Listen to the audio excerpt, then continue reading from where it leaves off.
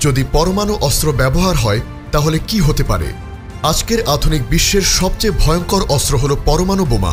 Hiroshima ও নাগাসাকিতে দ্বিতীয় বিশ্বযুদ্ধের সময় মাত্র 2টি বোমা ফেলে 1.5 লাখেরও বেশি মানুষকে হত্যা করা হয়েছিল। কিন্তু আজকের দিনে যেসব পরমাণু অস্ত্র মজুদ আছে সেগুলোর ধ্বংস ক্ষমতা আগের তুলনায় 1000 গুণ বেশি।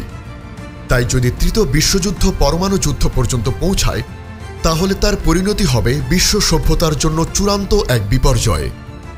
এমন বোমা একটি শহরের 10 কিলোমিটারের মধ্যে সবকিছু গলিয়ে ফেলতে পারে।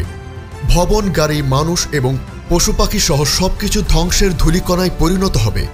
যারা সাথে সাথে মারা যাবেন না তারা হয়তো বাঁচবে কয়েক ঘন্টা বা দিন, কিন্তু পরে মারা যেতে থাকবে তেজস্ক্রিয়তার ভয়ঙ্কর শিকার হয়ে।